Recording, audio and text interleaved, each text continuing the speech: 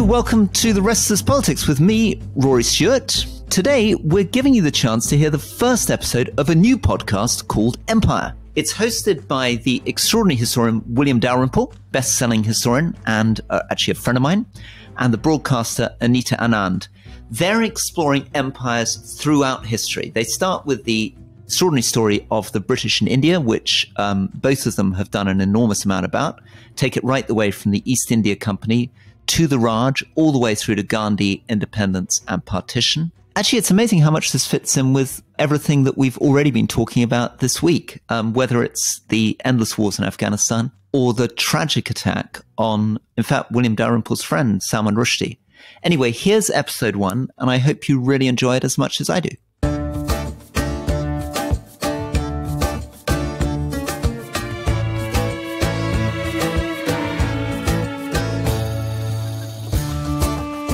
Hello and welcome to a brand new podcast called Empire with me, Anita Anand. And me, William Dalrymple. Now, in a funny way, we are both products of empire. You could say very simplistically, I'm the Indian in Britain. Of Indian origin, born in Essex, but, nevertheless, you know what I mean? And I'm the Brit that's lived most of my adult life in India. Oh, and why are we doing this? Why are we actually doing this? Well, I think it's a very interesting moment to think about empire.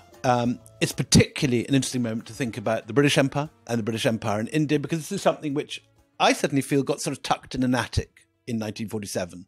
The British moved on. They joined the European community.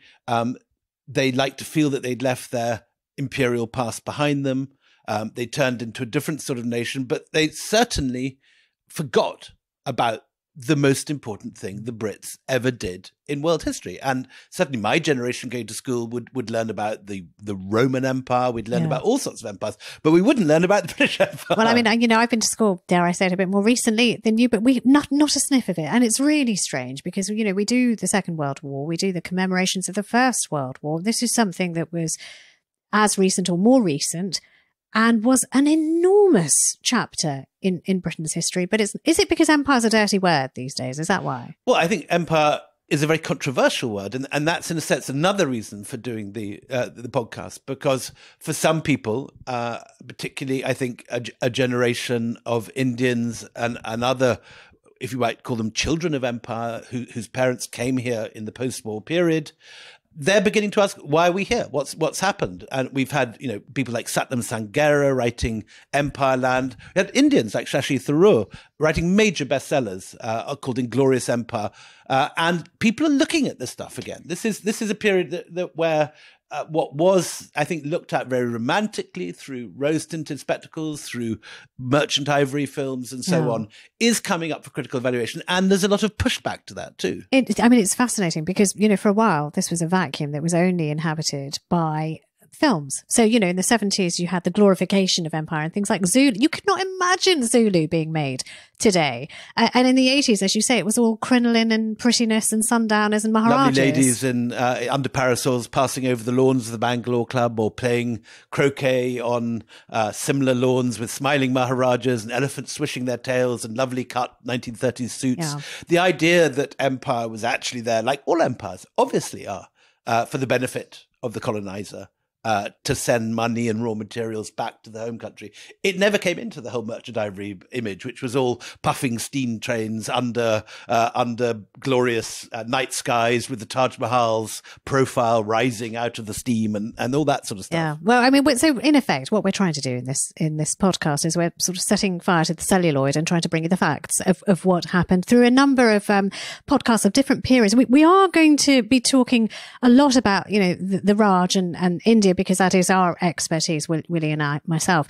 But eventually we hope to cover all manner of empires. I'm very keen quite quickly to bring in stuff about slavery, about Africa, about the scramble for Africa, but also older empires, the Assyrians, the Persians, the Roman empires, Byzantine Empire, all this sort of stuff, because it seems to me that it covers a great swathe of world history. And explains a lot of politics today. That's the thing that I find really fascinating, that we don't know it more because it does. Look, we're going to start, though, with Britain and India. We're going to start with the formation of the East India Company in the 16th century, all the way through the Raj. Eventually, we're going to take you to independence and the partition of India, which happened 75 years ago this month, by the way.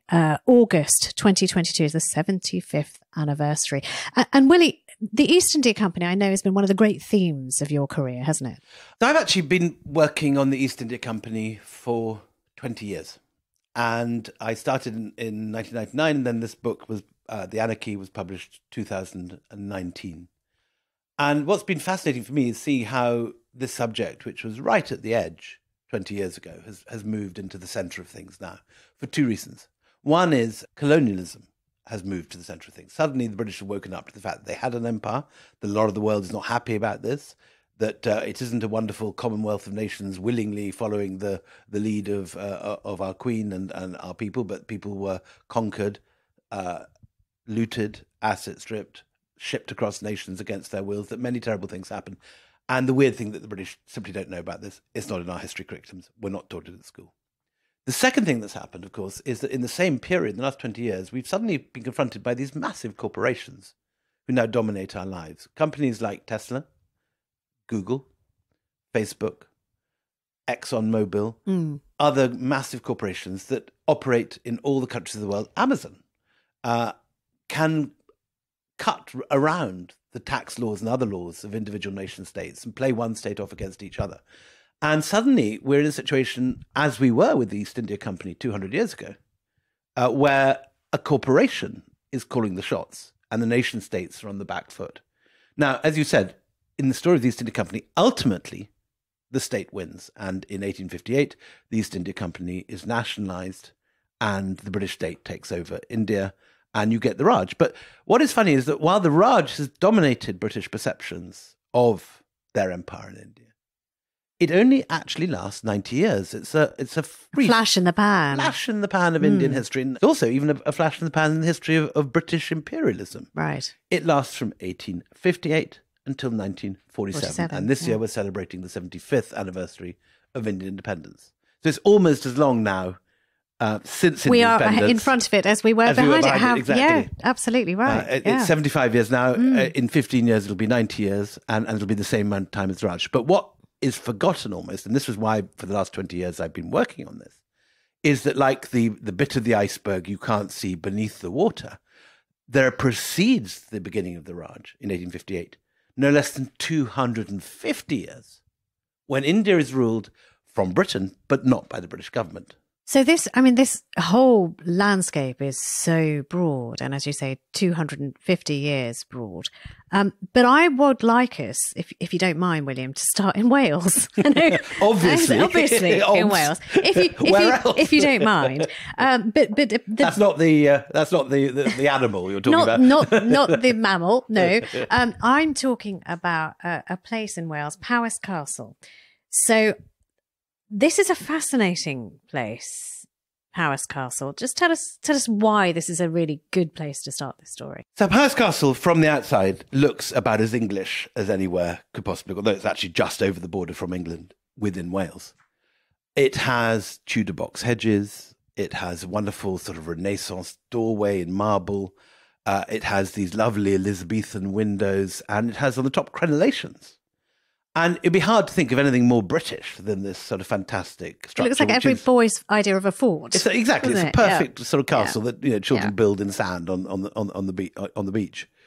But within the long gallery at Powys, you enter a completely different world because you walk under a painting into a gallery, a khazana, a treasury of what can only be described as Indian loot. And loot, of course, is an Indian word. Lutna, to plunder. Is a word that enters the English language at this period to describe exactly the sort of objects which are being filling this castle. And what you have is talwars, swords, shields, Indian gowns, little ivory chessmen, miniatures, and one or two quite big objects of imperial plunder of real international importance. There's Siraj Ad-Dowlah's palanquin left on the battlefield of Plassey. Now, Plassey was the battle which is always said to begin the British conquest of India. It's the first moment that the Brits score a major victory over an Indian power and take over a great chunk of territory by force. At the other end of the gallery, you go through a little archway and you end up in Tipu Sultan's hunting tent. Why is that there? Because another member of the family bought this tent after the Tipu Sultan was conquered by the East India Company in 1799. His palace burnt, looted, And the actual loot is here in Powys. In actual fact, if you take the whole thing together, there is more Mughal loot, more Mughal artworks and objects in a private house in the Welsh countryside than exists in the National Museum in Delhi, or the National Museum in Pakistan, or the Great Lahore Museum, or the National Museum of Bangladesh, or the museums in Afghanistan and Iran. And what's it doing here in a private house owned, although it's looked after by the National Trust, the objects in the museum are still the property of the family in Powys. What's it doing there? Okay, stop teasing us. You're asking the question. What is it doing there, and who is the family? So I said that when you enter this gallery, you walk under a picture, and that picture is the crucial key to the whole story. And it has a very unhelpful caption beneath it. It says, "The Shah Alam conveying the gift of the Diwani to Lord Clive." Now, in Britain and in England, there are very few people that would understand what that means.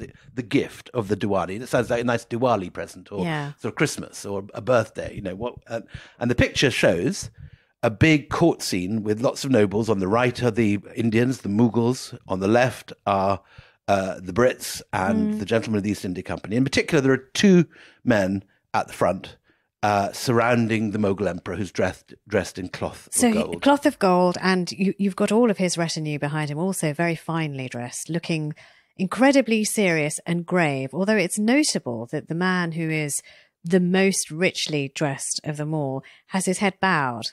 Almost, it looks like in supplication. Everybody, the British side, their heads are up. So they're sort of the bewigged gentlemen in their crimson coats and their gold brocade. And they are very much looking up, straight-backed, ramrodded. And the Indian, who is clearly in this picture, even if you didn't know the caption, is a potentate. His head is bowed. And, well, it might be bowed because the potentate, who is Shah Alam, who is the Mughal emperor, whose ancestors ruled over not just all of India, but Pakistan, Bangladesh, and Afghanistan. He has just been humbled in battle, defeated by the armies of the East India Company at the Battle of Buxar in 1765. And he has just been forced to hand over, and you can see in the picture, he's handing over a document to a man in a red coat. That coat is Robert Clive.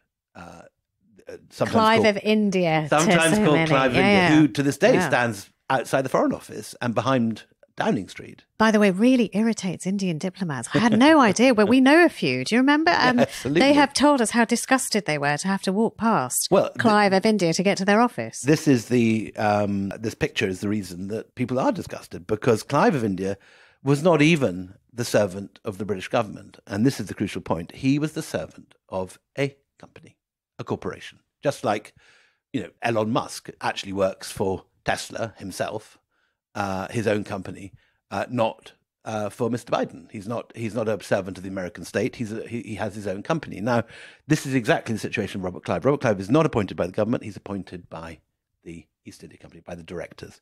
And what he's doing in this picture is he's taking control after the battle of the three richest provinces of the Mughal Empire. Now, we should say immediately that the picture is not very good. It's by a guy called Benjamin West, who's not a great painter. The dome in the background, which is this sort of looming palace, actually looks, as one of the critics said when it was hung in the Royal Academy, more like the dome of St. Paul's than anything you'd like to find in India. And we learn, in fact, that Benjamin West had never been to India. And everything about this picture is actually a deception, because not only had Benjamin West never been to India, but this scene never really took place, at least in the way that it's shown here. It actually took place. The important document was transferred and signed in the private tent of Clive after the battle. He had basically put a gun against the defeated emperor's head and made him sign.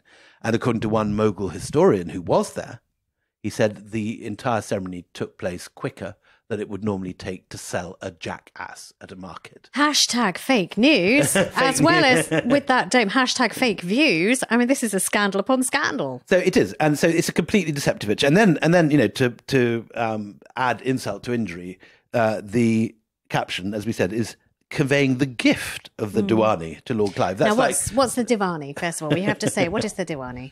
So the Diwani is basically the right to run the Diwan, which is the treasury or the administration.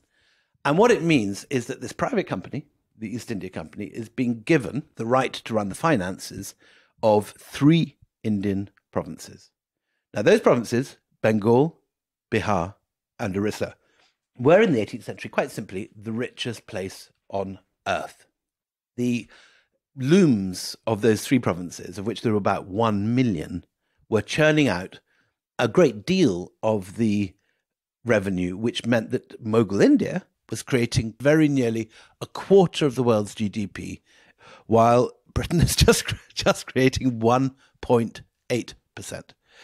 This is because India had the great textile industry of its day. What would move in the 19th century, partly because of the events kicked off at this moment by the gift of the Diwani, as it's called. Britain eventually gets control of India, and the Indian industries are eventually shut down, and we get the great industries of all the textile manufacturing moves to Lancashire and the north of England in the 19th century. Yeah, Manchester gets called Cottonopolis. So it's the alternate name for, yeah. That's right.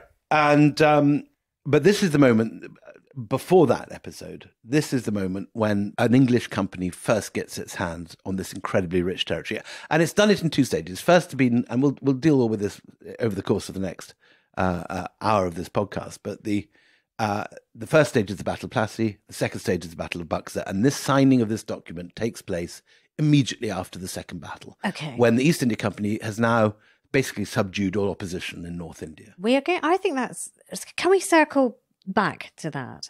Because I still want to know, and this is a question that Indians ask all the time, how is it that in numbers we outnumbered, in strength of arms we were more powerful together, and yet a group of adventurers managed to subdue and control a country as vast as India? So can we go right back to the first birth whales, the cradle whales of what would become the East India Company? And this really fascinating man who I just love, historian William, called, if we are going to be called what we do, Customer Smythe. Can we start with him? Sure. So the East India Company is a company, a corporation. And like any company, it starts up as a startup, effectively. And the guy who has the idea, the founder of this company, is a man called Customer or Auditor Smythe. So called because he was an auditor, in other words, an accountant, who ended up running the customs and ran the customs of London. So he's a kind of Richard Branson of his day, or the Vijay Mallya of his day. He's an entrepreneur who's made a lot of money. His dad was a big entrepreneur before him. He's inherited some money, but he's hugely enlarged that. And so when the news comes in the late 1590s, now this is the year that Elizabeth, I suppose, is about 80 years old, an old woman now. Everyone's slightly wondering what's going to happen when she dies. This is also the year, incidentally, that Shakespeare is writing both Hamlet and Julius Caesar, which I saw last night in the Globe. And if you had walked from the Globe in 1599 over Southwark Bridge into what was then Moorgate Fields, not a grotty tube station in those days, but fields, as the name suggests. And in the middle is a gorgeous black and white Tudor building called the Founders Hall. The Customer Smythe hires that for the day. And he calls all the rich investors, the people who he think can invest in his venture. And he says, the Dutch have just gone to the East Indies.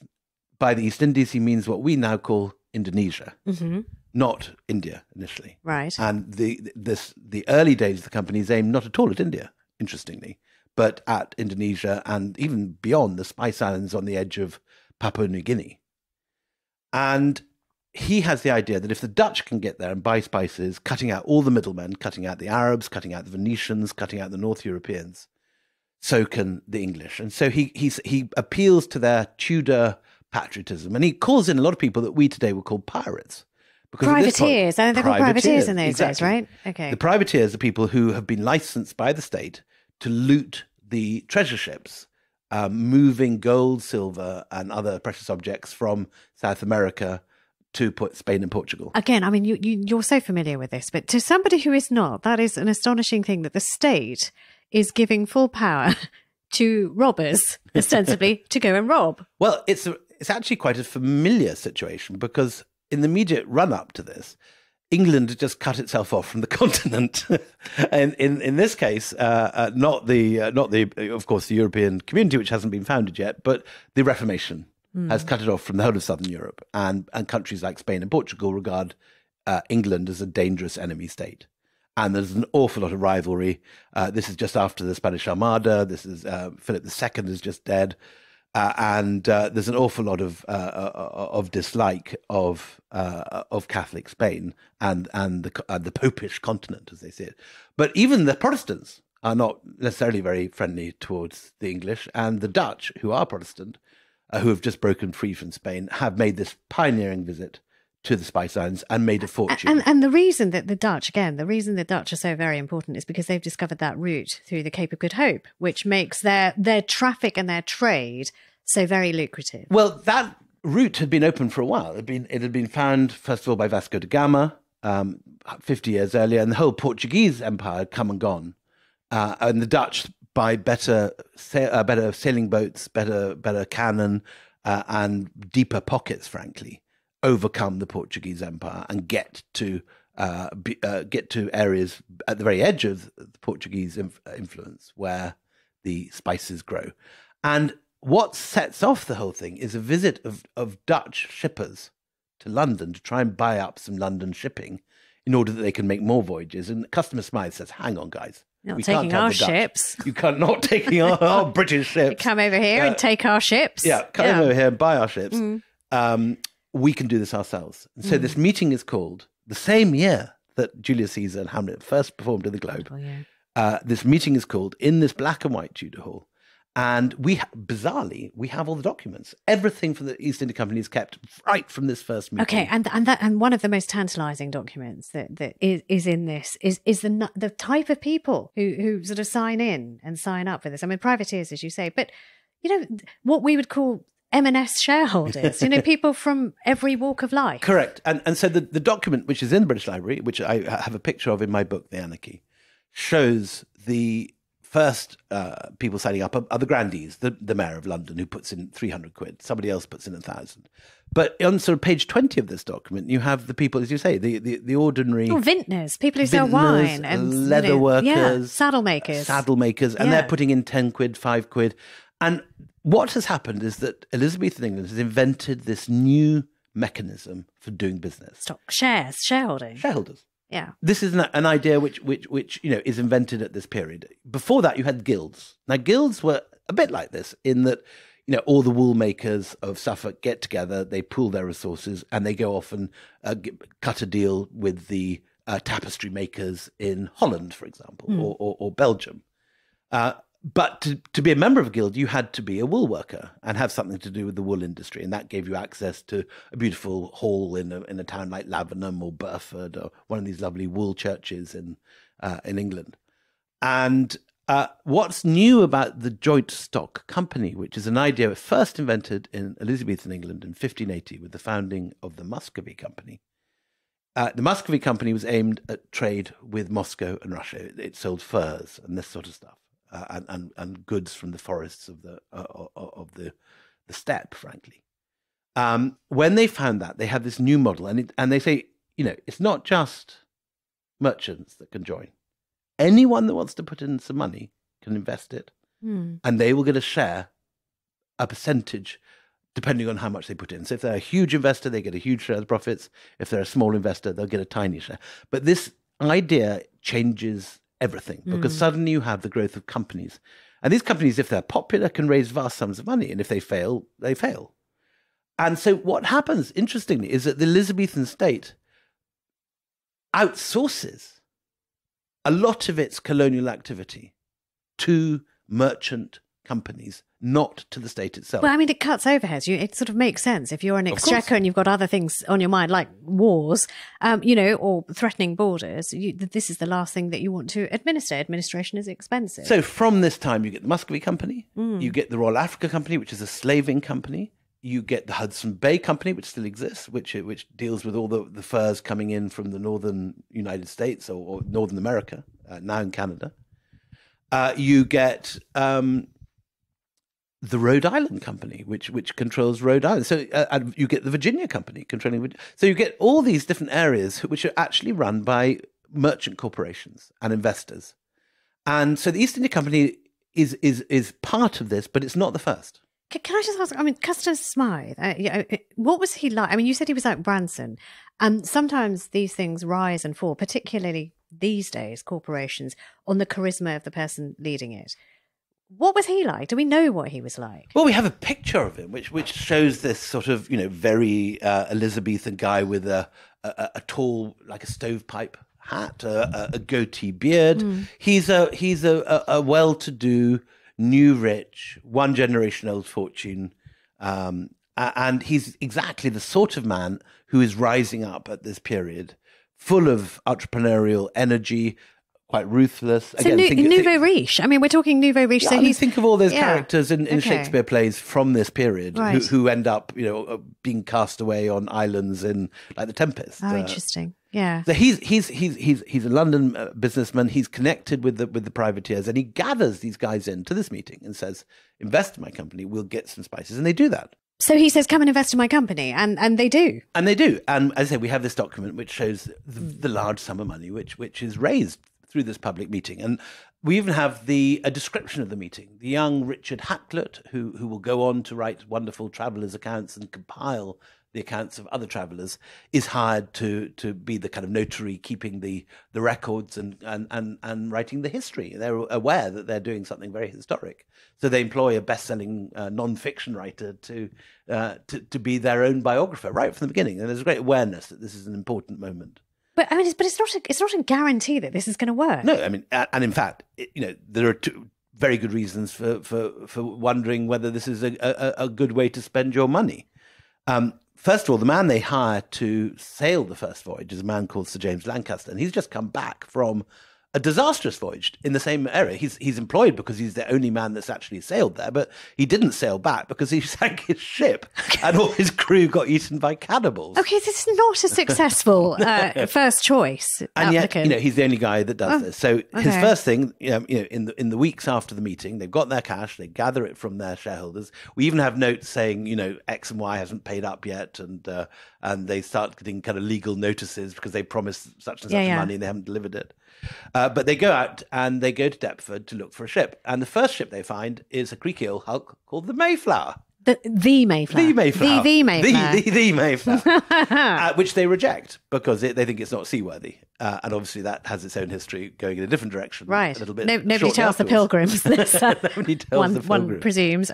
But instead, they buy a pirate ship. And I'm not making this up. It's called the Scourge of Malice. It sounds like Johnny Depp's flagship from Pirates of the Caribbean. It does seem a little obvious for privateers or pirates to be on this, but they don't keep the name because the name is not a good name for a serious company, is it? Exactly that. So being good, again at PR, again looking at posterity, they changed the name immediately from the Scourge of Malice to the Red Dragon, as if it's a nice sort of country pub in the Welsh countryside next to Powys Castle. Right.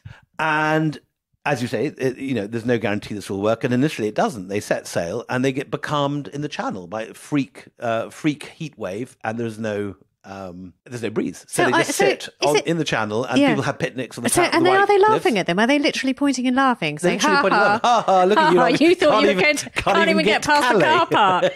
That's very funny. But the breeze picks up eventually, and off they sail. And to their own surprise, they round the Cape of Good Hope. They actually apparently perform a Shakespeare play on the ship. That's marvellous. Which is wonderful. What are the Dutch doing as they're going through their sea lanes? I mean, do they know? Do they allow it? Or is it just they're lucky because Lancaster's just lucky this time? Well, I mean, I didn't have to ask permission from anyone. And this is armed commerce from the very beginning. The charter that they wring out of the Elizabethan court allows them to wage war explicitly. So they'll fight their way through if they have to. And they employ people, with cannon, and they employ archers, and they employ all sorts to protect them. So they realise that, as all commerce is at this point, that it's a risk, and they've got to take precautions. And they get eventually to the East Indies, by which we would say Java, Indonesia.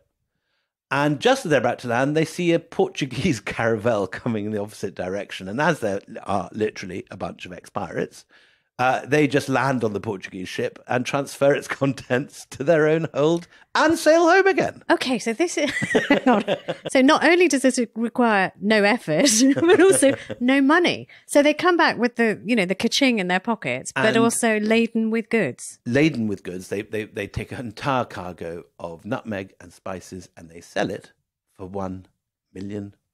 Let's take a break here, and we'll be back after this break with what happens to the pirates when they come back with their £1 million.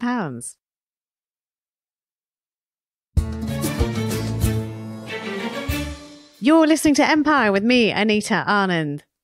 And me, William Dalrymple. You always leave this very pregnant pause as if you've forgotten what your name is. It is William Dalrymple. Who, me?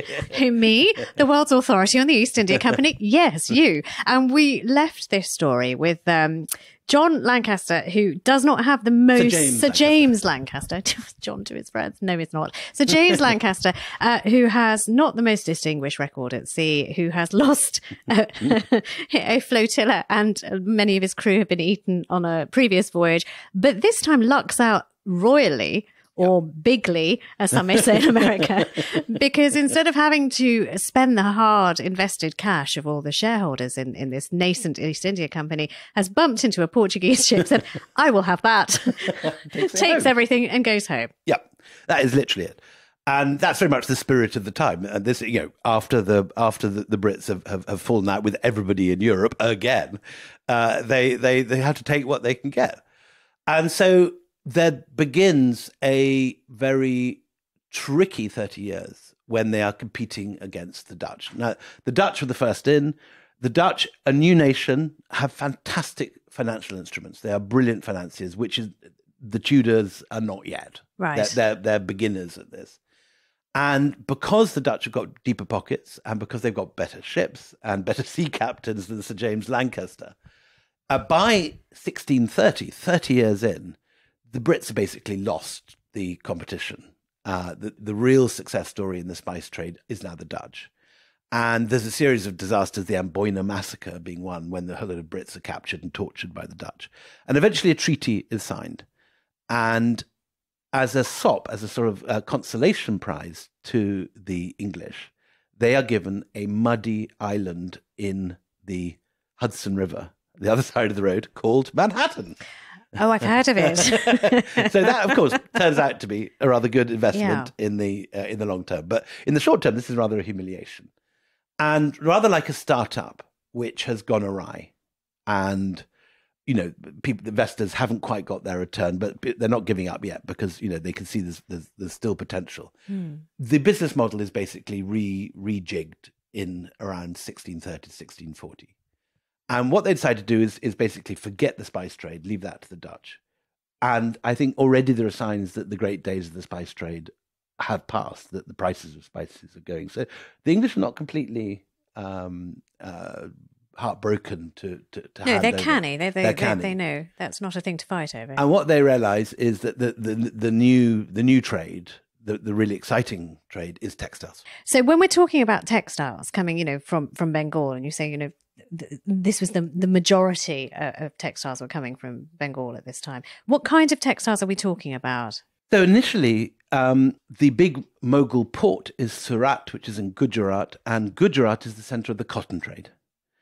By which, and cotton to us is very ordinary. I'm wearing a simple cotton white shirt at the moment, and it's unremarkable and cheap. But at the time, it was considered a luxury product because it's very soft on the skin. You wear it well, darling. Thank you so much. All right. And this was an ancient export of India. It was something at the time of the Romans.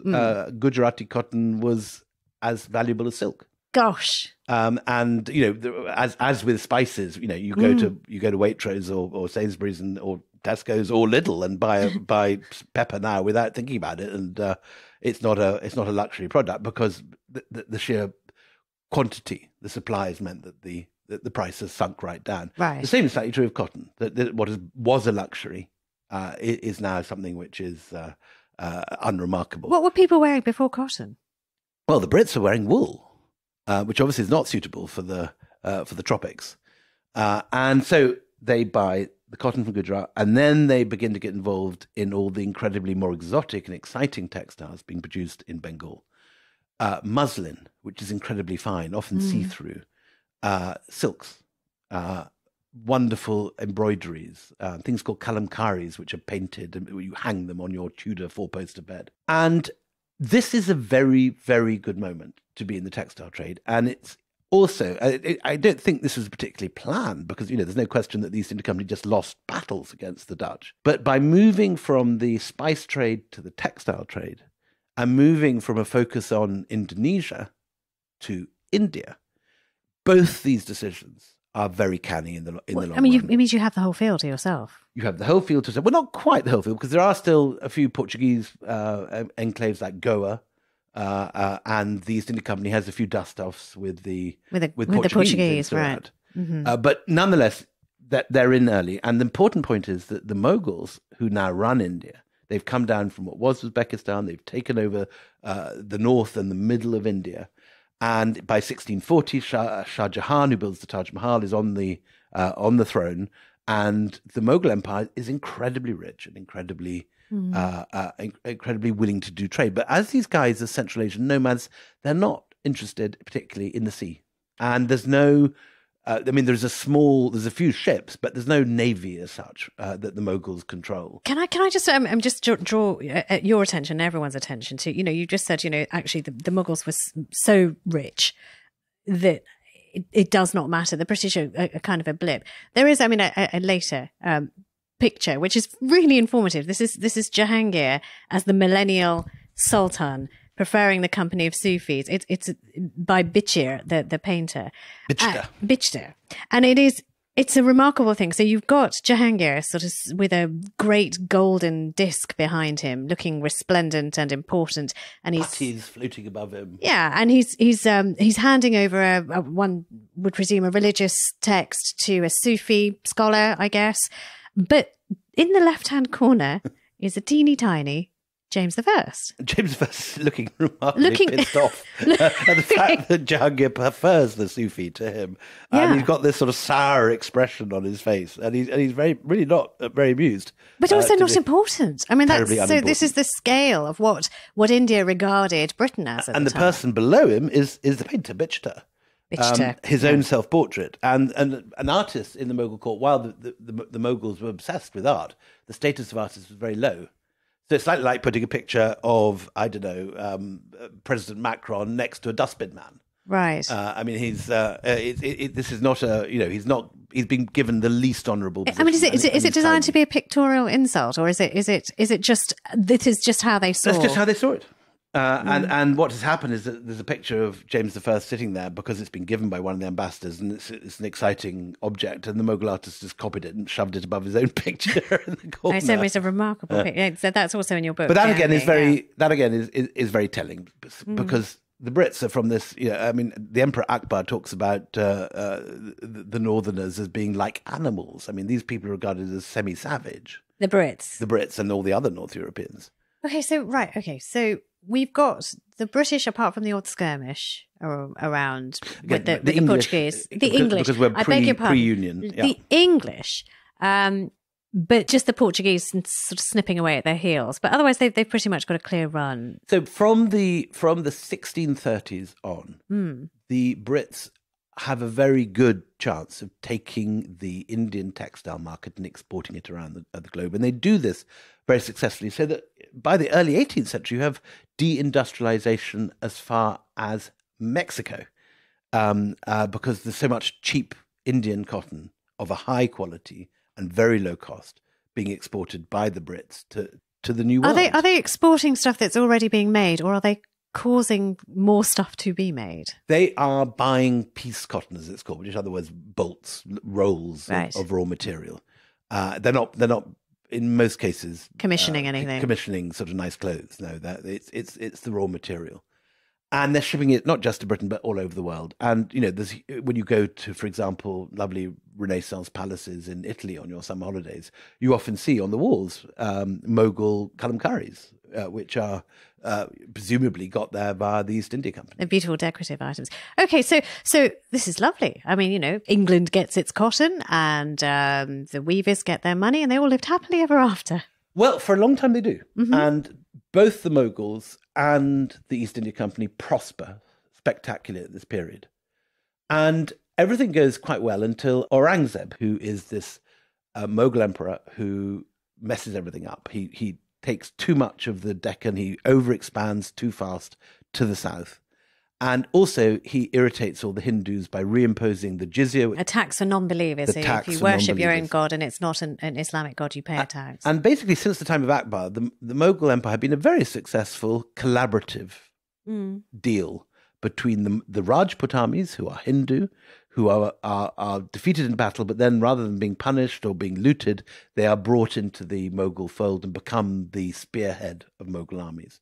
So for quite a lot of the next century, you find Hindu Mughal armies attacking minor Muslim sultans halfway down India in the Deccan. So Ahmednagar, Bijapur, Golconda, all these little sultanates are attacked by Hindu armies working for the Mughals. So it's the opposite in the sense of what you'd expect. Which is why today, for example, one goes to Rajasthan, if you go to the town of Bikaner, there's a wonderful library where you find the best Deccani manuscripts, which have been looted at this period from the middle of India. Now come back to us. Aurangzeb is messing things up. And when he dies in 1707, the empire begins to fall.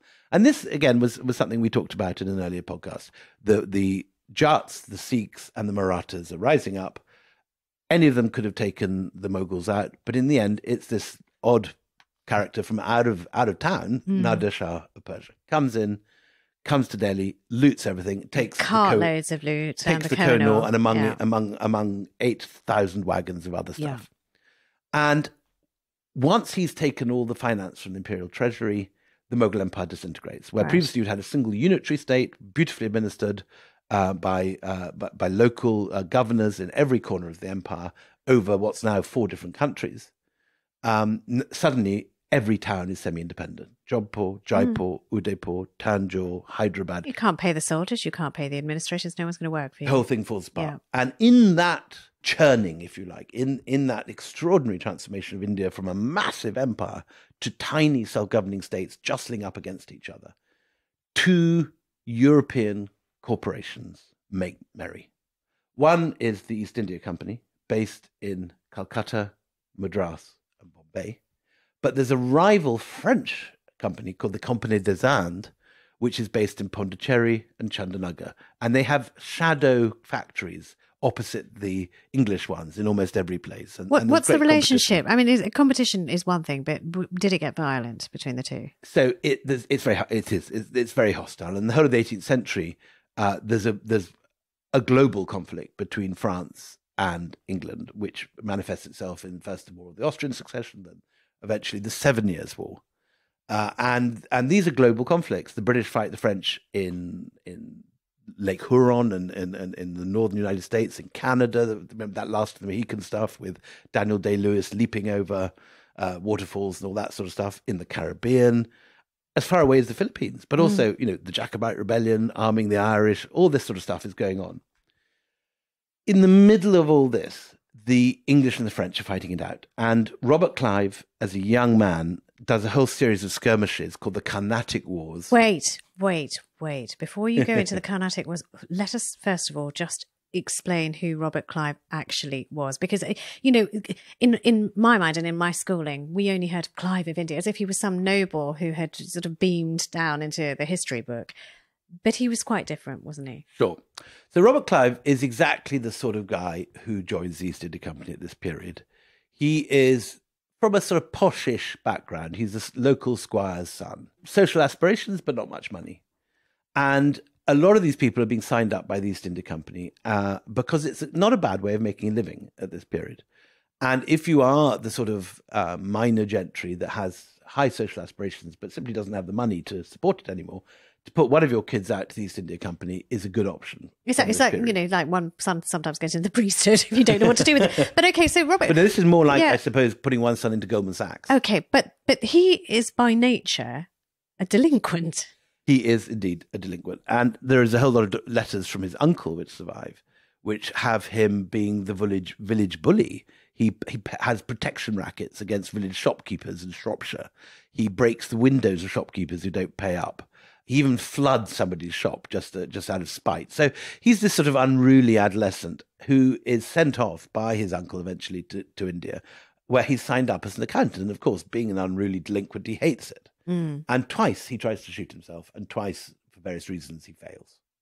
But he regards this as sort of almost as a sort of divine mandate that he's clearly been spared for great things. And so when war breaks out between France and England, he signs up to become a soldier. And this turns out, unlike accountancy, to be something that he's very, right very up good his at. street. Right up his street. And he's not a professional soldier. He's not in the British Army, but he takes to it like a duck to water. And he's trained up by various veterans of Culloden who have now come out to South India. And together, Clive and some of his mates basically outwit the French company. French company is hobbled because it's very much state-run. Guys that can't quite make it at court in Versailles, slight losers are sent out. And unlike the British company, which is a sort of libertarian, thrusting... Well, the hungry ones. Ruthless, ambitious young men, you get a lot of sort of dim aristocrats in the French the company. dilettantes who nobody knows what to do with. And they also haven't got much freedom of movement. Everything has to go through Versailles. They don't get an answer from the king because he's busy busy with his mistresses and all that sort of stuff. So the arrival of Clive coincides with the moment that the English East India Company clearly gets an upper hand over the French. And Clive makes his first fortune at this point, comes back to England and goes into Parliament. And almost immediately there's a scandal over the fact that he's bribed everyone. And quite soon, having given some money to his dad and bought some land, he finds his coffers, which he thought would be enough to retire on, in fact, are exhausted within 3 or 4 years. So he signs up at exactly the moment when England and France are heading to war again. And this is going to be the conflict that will finally break out in 1756 to 7, that the Americans call the French and Indian Wars, which we in Britain call the 7 Years' War. Right. Again, a global conflict between Britain and France in all their different colonies and territories. And rather like the Iraq War a few years ago, everything is set off by a false piece of intelligence. A document is delivered to the East India Company saying that we've just seen that the French are loading up an enormous flotilla in their main base, Port Lorient, and it's clearly going off to Bengal and just set sail. And there's descriptions of the number of cannon, the number of warships that have gone. The document is not completely wrong in that there was a big French flotilla, but they've got the destination wrong. In fact, it's heading to Canada. Oh. And so when the Brits send off a rival fleet, the company goes to the British Navy and says, you've got to protect our interests. We're about to be wiped off the face of Bengal. The Royal Navy produces some ships. Clive is recruited on the company side. And so you have a joint sort of Royal Navy and Marine and East India Company expedition. But they arrive in Madras to find there's no French. There's no opposition at all because they've all gone off to Canada. And they've sailed halfway around the world. They've taken 6 months and there's no one there. What the hell do they do? Clive, who might as well fire. Clive, who very nearly career almost ended at this point, having pressed to this expedition, is saved by a complete fluke. Just at the same time as he's arriving to the north in Calcutta, a new governor of Bengal is called Sirajuddaula, and he is another sort of angry punk. He's young. He's already fallen out with everybody. He's the beloved nephew of a man called Ali Verdi Khan, who'd governed Bengal for years very well. But he has none of Ali Verdi Khan's tact, diplomacy, or sense of state. He's famous for sinking pleasure boats just to have the fun of watching people drown. He's a serial seducer of women who takes women and walls them up if they. He sounds like a total scumbag. He's a total scumbag, and he attacks Calcutta on the very justified grounds that the Brits have been rebuilding the fortifications of Calcutta without his permission. He's the governor. They have to ask if they're going to fortify that. Planning permission, if you will. Yeah. Exactly. It's a planning permission dispute. Mm-hmm. And if he thinks that they must be arming it against him because a lot of bankers have recently arrived at Calcutta and the Brits are resisting them paying any taxes to Sirajuddaula. In fact, of course, they are arming against the French because they've been given this intelligence, and the documents survive in the Indian there's National an entire Archives. flotilla on their way. There's a flotilla on their way. Mm-hmm. So when news arrives that Surajudaulah has attacked Calcutta and put many people into a guardhouse where they died of heat and hysteria in something called the Black Hole of Calcutta in 1756. When news comes that the city has fallen and there's been this apparent abuse of the survivors, Clive suddenly has a job. He's sent north and he retakes Calcutta. Can we just, on the Black Hole of Calcutta, because I mean, that is something that did come up when I was at school, and it was hundreds of people were forced into this inhumane, oxygenless hole in the ground and left to die, men, women and children. It's a very pitiful story. Is that what happened? Is that the truth of it? Well, it's a hugely disputed bit of history. That many people died is clear, but the numbers seem to have been hugely exaggerated. What happened was that when the Brits lost Calcutta, a lot of them got very drunk and ran amok, and the various people were shot guards. So again, Surajuddaullah's troops quite reasonably said, we can't have this lot just running loose and taking pot shots at us. So they locked them in a guard room. But they lock probably about 60 people in this guard room. It's a small space, isn't it? And about 30 people come out alive.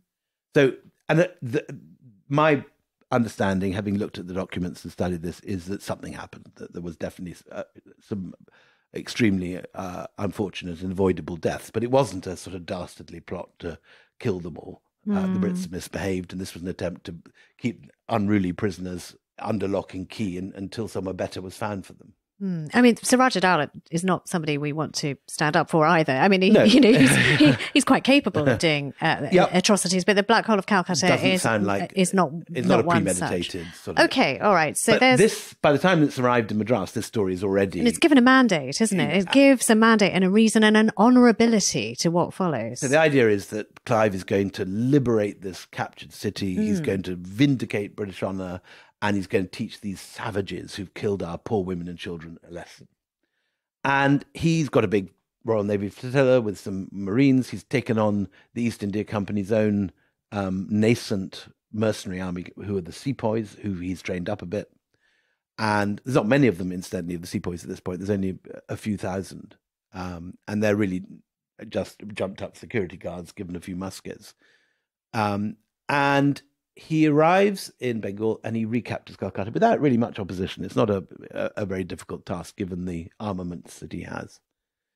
And he then gets the news that the French have declared war on England and the 7-Year War has begun. So he then takes a second town, which is Chandanagar, the French settlement. And that is much more of a conflict. There's a enormous sea battle, in fact, or using naval ships on the Hooghly River.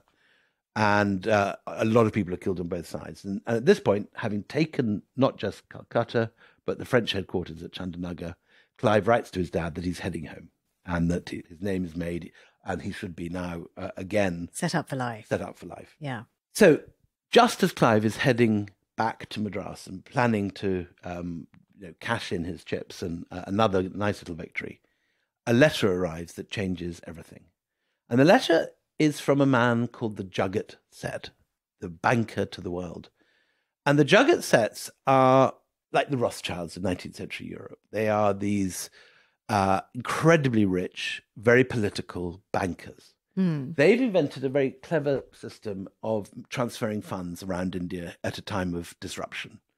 In the old days, the tax from Bengal, which kept the whole thing going because this was the rich area of India, would be put onto a wagon. A troop of soldiers would go with it, and it would literally march overland up the Ganges to Delhi. Now, with war bands roaming around, that's no longer a possibility. And the Jugget Sets come up with this credit idea that basically you pay the tax into our office in Calcutta, and we will give you a chit, and you can withdraw it in our office in Delhi. It feels like such a modern concept, sort of concept. Going into a Federal Express and saying, right, send it over, money order. But it's exactly that. But they take 10 to 15% of the tax load. And given that this is, the main source of money for the Mughal Empire, they make a fortune very, very quickly, become the richest people in Asia.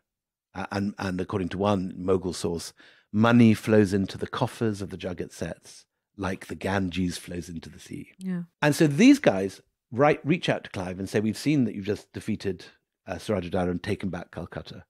We've got a proposal for you. We think Surajudara is a psycho. He has threatened us. He's forced us to give him loans. He's threatened to circumcise us and make us Muslims, and we're not standing for this. What we propose is that you attack Surajudara at his capital in Murshidabad. We will pay off his generals so they don't fight. And for that service, sir, we will pay you personally £1 million. And we will pay the company another £1 million.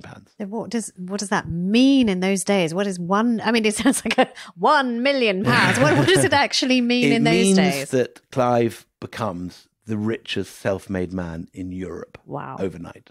It's a colossal offer. And he has no authority to do this. He's been sent to fight the French, which he's done.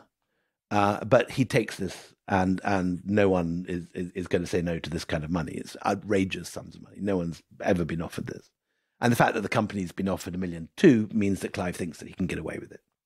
So he goes north, and for a week there's a terrible silence, and he wonders whether he's falling into a trap because there's no letters reaching him. But eventually he brazens it out, and they meet at the battlefield of Plassey, known in English textbooks as Plassey. Plassey is actually a type of tree. A Palash tree is this gorgeous orange tree that produces these wonderful bright blossoms in April.